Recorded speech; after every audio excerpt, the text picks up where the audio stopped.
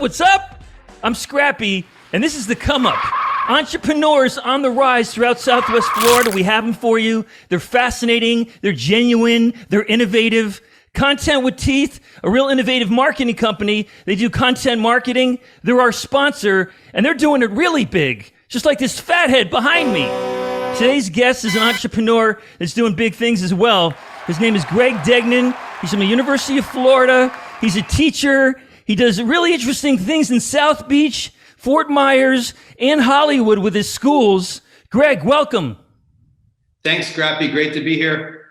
Yeah, it's really great for you to be here as well. And my first question is, you went to the University of Florida. You got a great education. What did you do from jump, right at the beginning? Great. Yeah, go Gators. I'm a graduate. I'm a proud Gator graduate, 1991. I was there. I had Emmett Smith actually in one of my classes. But when I graduated in 91, the majority of my friends and peers were going off to get jobs, in Miami, Orlando, Atlanta, whatever city they could. But I really wanted to travel. So I took off, I got a passport, and I started just traveling all over. I went all over Latin America, to almost every country in Latin America, all over Europe. At that time, they had the Interrail pass, so we traveled all the countries. And I also hit Asia. And interesting, my first job, real job, was with a dream team in Barcelona. Oh, cool. Very cool. So tell us about the dream team. That's amazing. Yeah, it was awesome. I got to meet all the players. I mean, my job was nothing special. I was in logistics, transportation, kind of getting the players around. I wrote a short book about it called Chasing the Dream Team. But I had some great moments, just speaking with Magic and Clyde Drexler and some of these guys. I actually was translating for them because one of the things is, because it was in Spain, I had Spanish. So when the players would go out and try to communicate, I would help them. So, a lot of funny stories. And I just saw Magic's has a documentary now on Apple TV. It's called They Call Me Magic. It's an amazing documentary. And I have a little cameo in there. And I'm a lot younger, yeah. That's awesome. So a lot of students, they go abroad. They want to have some fun right out of college. They're not sure what they want to do. Do you do the same thing, or are you looking to find yourself, or do you know exactly what you wanted to do with your career at that point? Yeah, great question. I wasn't ready to go to an office. I studied finance at UF at University of Florida, and I just really wanted to travel after being in school for so long. And in fact, I had no idea what I wanted to do. And what I found very quickly is the easiest job to get as you're traveling is an English teacher, because everybody, in different countries speak different languages. And at that time, especially, they all wanted to learn English. So I would just ride the train in Europe, for example. And if a city looked nice, like I would stop in Budapest, get off, and within a day or two, I would have a job as an English teacher, which was really amazing. And it taught me, to start to love teaching, because before that, I had no experience teaching English. But I learned, the methodology, teaching English to international students of all ages, different group sizes, and it really helped my public speaking and presence as well.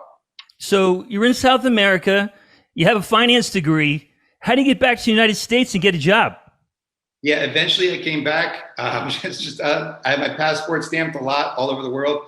And I came back and I went to University of Miami for my MBA.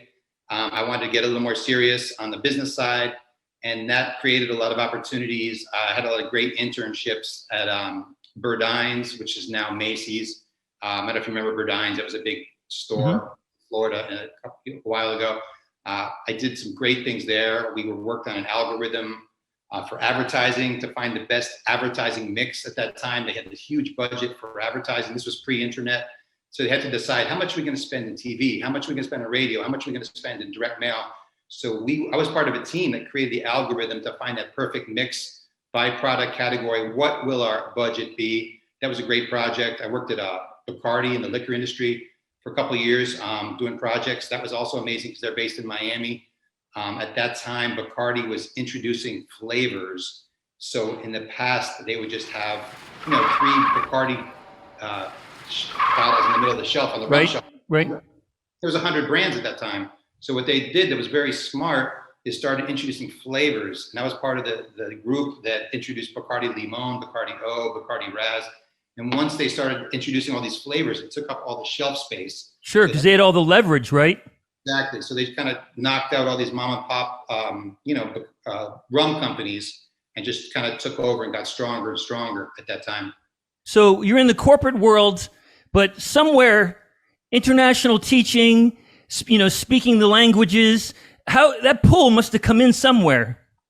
Exactly. Yeah, I missed it. So even as great jobs that I had and experiences and as an analyst, as a business analyst in Miami, working for these great companies, part of me still, I was still in a cubicle. I still had a boss and I just kind of wanted to go do my own thing. So I had such a great experience teaching that I opened a one-room school in South Beach, called it South Beach Languages. And at the beginning, I was the only teacher, one room, one student. Mm-hmm. And little by, I remember my first place was on 12th and Collins Avenue, paying $300 a month, just for one little room. And then little by little, we grew it. We added students. And today we've had thousands and thousands of students. You have a diversity of students. How many countries have gone through your corridors? I would say probably 30 or 40. Wow. Different countries, at least. And how do you communicate to so many different ones? Yeah, that's a great question. Because again, when I taught in Mexico, I had a class of 12 Mexican students, right?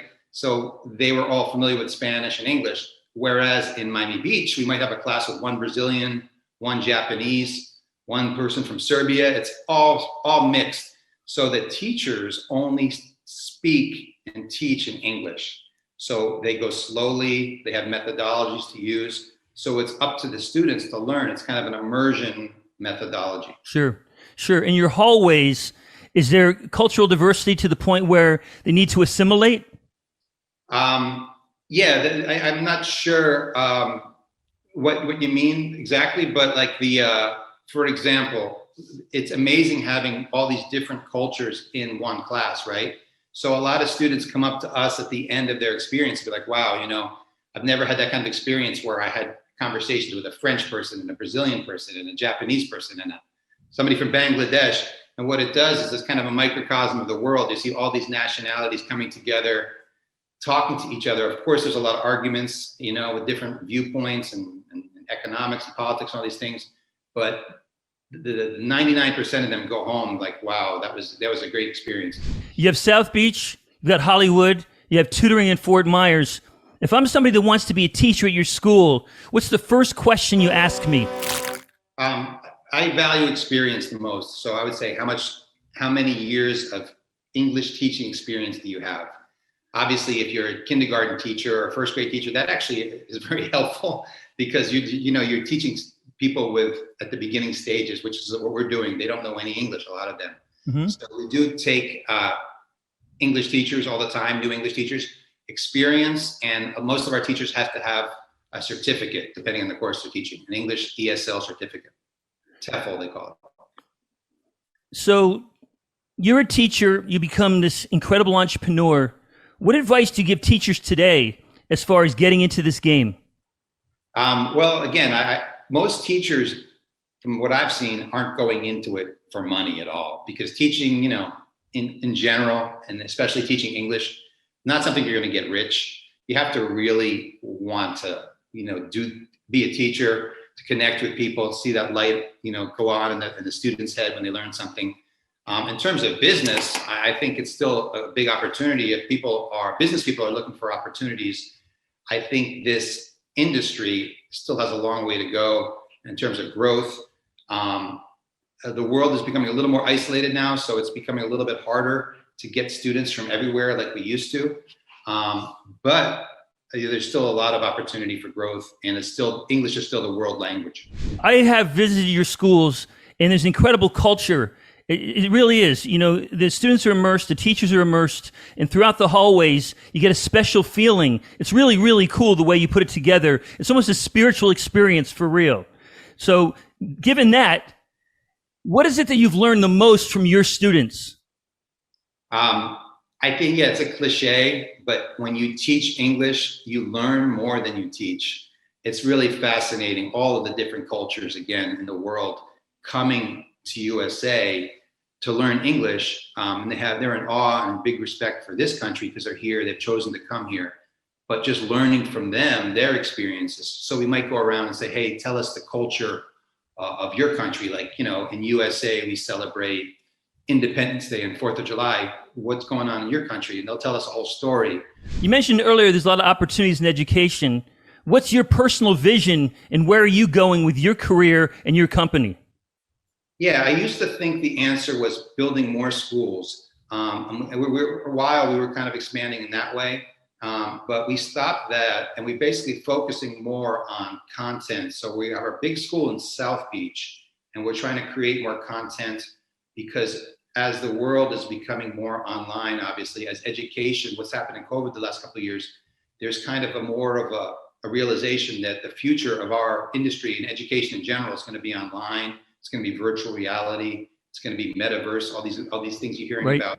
Right. If you put on a headset and be in a class, you don't really need to physically go somewhere as much, right? You could still have that experience with a teacher, with the classmates, but online.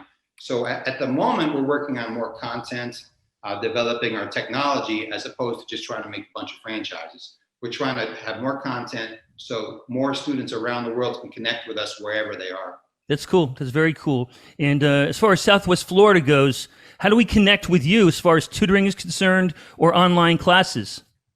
Sure. Yeah. In Southwest Florida, at the moment, we offer online group classes and private classes in English and Spanish. So if you're interested in learning Spanish, for example, or English, those are our two languages at the moment. You could still inquire about French, Portuguese, other languages. We may have a teacher available, but because it's online, we can give you, for example, if you want to learn Spanish, we might have a great teacher in Miami that can just get online with you twice a week.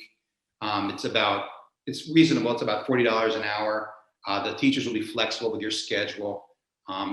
Best time for you. So yeah, let us know. Our website is sbl.edu, like South Beach Languages, sbl.edu. And you can come on our website and make an inquiry. Okay. Finally, Greg, if you have to give advice to your 12-year-old self, what would it be?